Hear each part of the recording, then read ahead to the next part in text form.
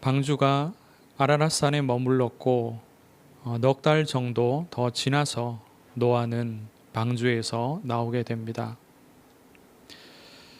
8장 15절에 보면 하나님이 노아에게 말씀하여 이르시되 라고 기록되어 있습니다.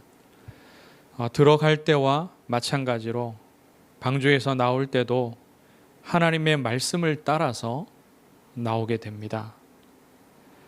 노아는 이미 땅이 마른 것도 다 확인을 했습니다.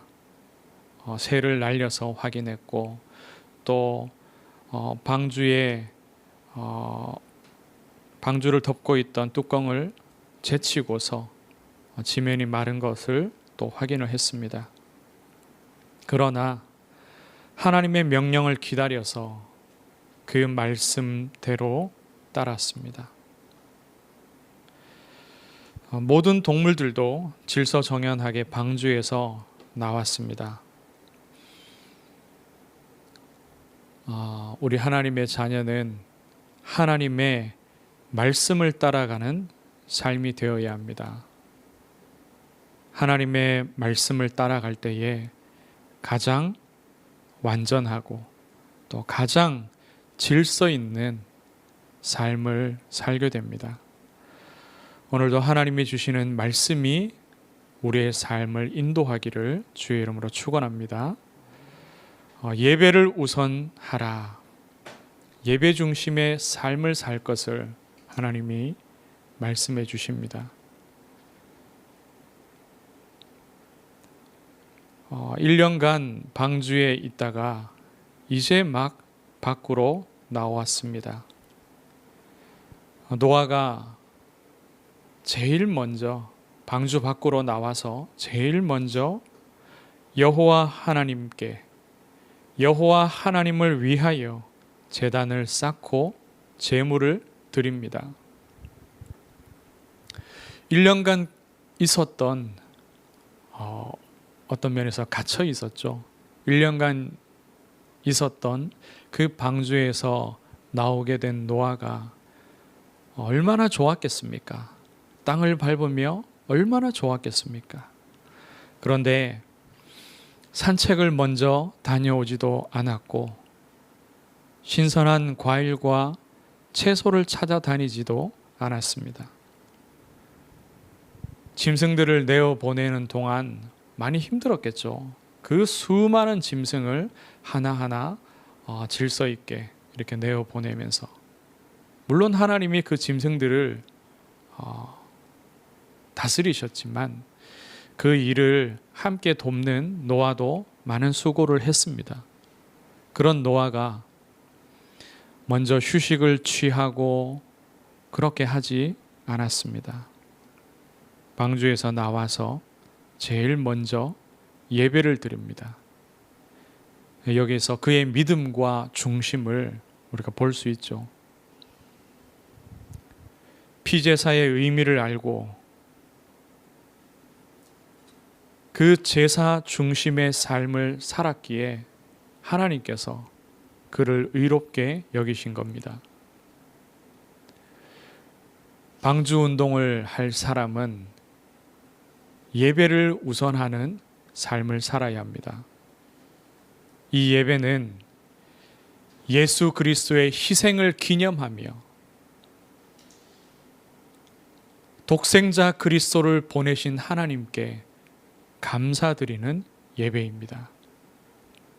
하나님의 은혜가 얼마나 큽니까?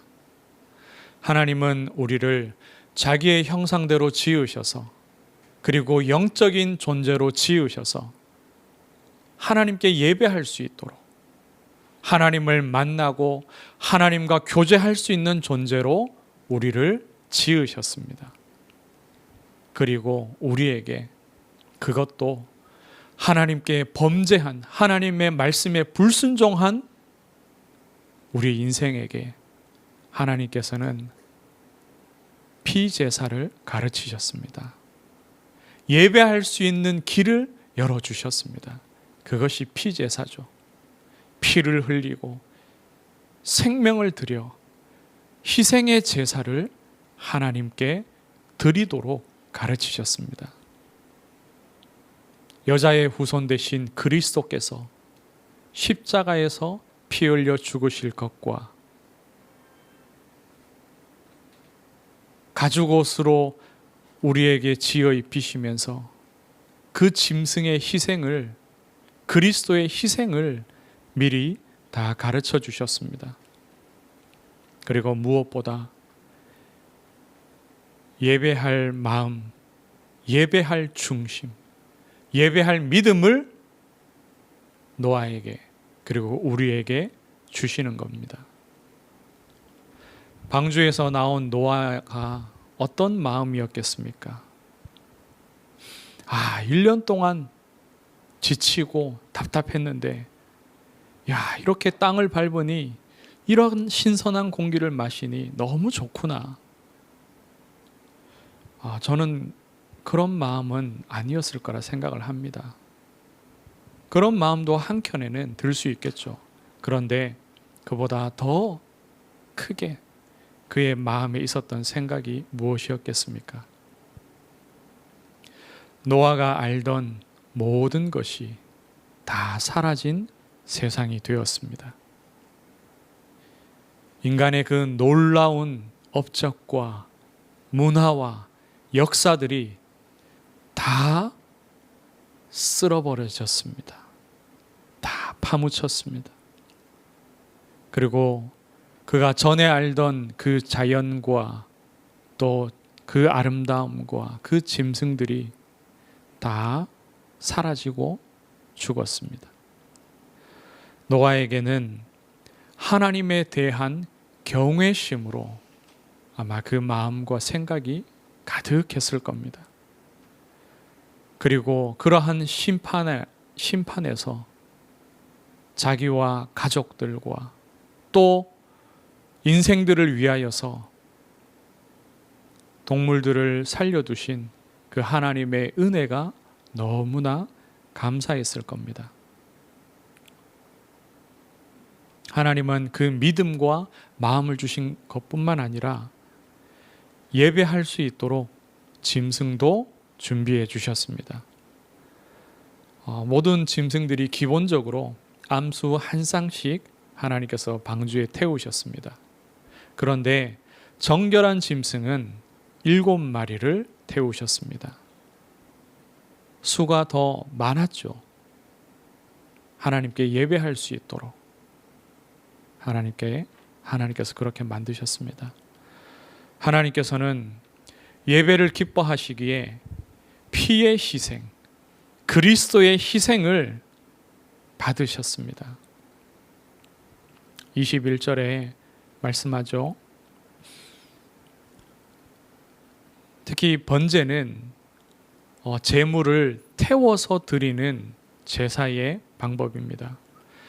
21절에 보니까 여호와께서 그 향기를 받으시고 하나님께서 제사를 받으셨습니다. 희생의 제사이기에 하나님께서 그 제사를 받으셨습니다.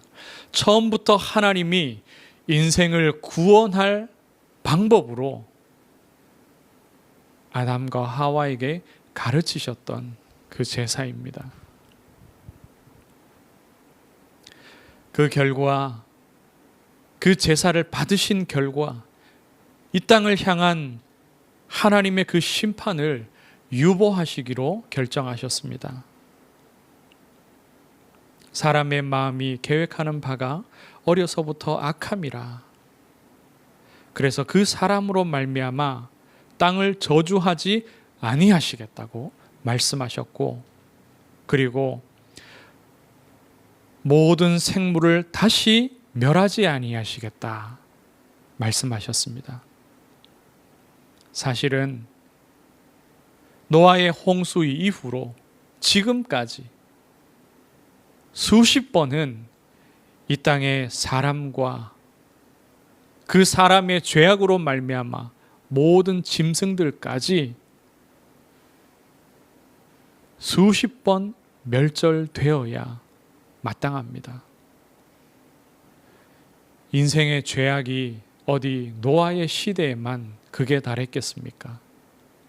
그 이후에도 수십 번은 더 그러하였을 겁니다. 수백 번은 더 그러하였을 겁니다. 이것은 그리스도의 십자가 희생이 나의 죄악을 사하시고 나를 구원하신 것을 또한 말씀해 주는 것입니다. 그리고 그 은혜가 지금도 나에게 임하여서 하나님의 자녀된 이후에도 내가 죄 가운데 혹여 살지라도 하나님이 우리를 심판치 아니하시고 우리를 기다려 주시고 우리를 다시 새롭게 하시는 그 은혜를 말씀합니다. 하나님께 예배할 때 그 예배는 하나님께 드려지는 것일 뿐만 아니라 나를 살리는 것입니다. 그리고 그 예배는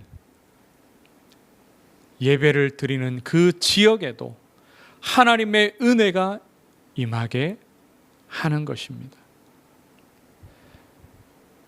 노아가 방주가 머무른 그 아라랏 산에서 하나님께 예배를 드렸을 뿐인데 하나님은 그 예배를 받으시고 다시는 온 인류를 그리고 모든 생물을 홍수 심판과 같이 멸절하지 아니하시겠다고 약속하셨습니다. 다시는 인생으로 말미암아 땅을 저주하지 아니하시겠다고 말씀하십니다. 우리가 하나님께 예배할 때에 우리 하나님의 자녀가 예배드리는 그 지역에도 하나님의 은혜가 임하게 되는 것입니다. 나를 살리고 또 지역에 하나님의 은혜가 임하게 되는 이러한 예배를 하나님께 드리게 되기를 주의 이름으로 축원합니다. 그리고 두 번째로 하나님의 나라에 소망을 두라. 하나님 나라에 소망을 두시기를 바랍니다. 22절에 보면 이렇게 말씀하죠. 땅이 있을 동안에는 심음과 거둠과 추위와 더위와 여름과 겨울과 낮과 밤이 쉬지 아니하리라. 아니 너무 당연한 말씀이지 않습니까? 그런데 당연해 보이는 이 자연의 섭리와 질서, 그 규칙이 사실은 하나님께서 붙들고 계시기에 그대로 유지가 되는 것입니다. 하나님은 처음부터 이 질서를 만드신 분이시고 그 질서가 유지되도록 은혜를 베풀고 계시는 분이십니다. 22절의 말씀이 그것을 말씀하고 있는 겁니다. 모든 것 뒤에, 당연해 보이는 모든 일들 뒤에 하나님의 은혜가 있습니다. 22절 서두에 보면 땅이 있을 동안에는 이라고 말씀하죠. 이것은 이 땅이 영원하지 않다는 것도 내포하고 있는 말씀입니다. 이 땅이 없어질 시간, 사라질 시간도 오게 됩니다. 베드로후서 3장 10절에 보면 주의 날이 도적같이 오리라고 말씀합니다. 그래서 새 하늘과 새 땅을 바라보라고 말씀합니다. 인생도 세상도 영원하지 않습니다. 영원한 것은 오직 하나님, 그리고 하나님이 지으신 우리 인생의 영혼입니다. 하나님의 나라가 영원합니다. 이 땅은 없어지는 때가 오게 됩니다. 이 땅에서 내 육신의 삶에 좋은 응답을 받으려 하지 마시기 바랍니다. 하나님이 주신다면 그것 또한 은혜요. 하나님이 주시지 않는 것도 또한 하나님의 은혜입니다. 사단은 육신의 정욕과 안목의 정욕과 이생의 자랑으로 모든 사람을 사로잡습니다. 뿐만 아니라 우리 하나님의 백성들도 사단은 이것으로 속이려 합니다. 요한일서 2장 15절에서 17절 말씀 같이 한번 찾아서 읽어볼까요? 요한일서 2장 15절에서 17절까지 말씀입니다.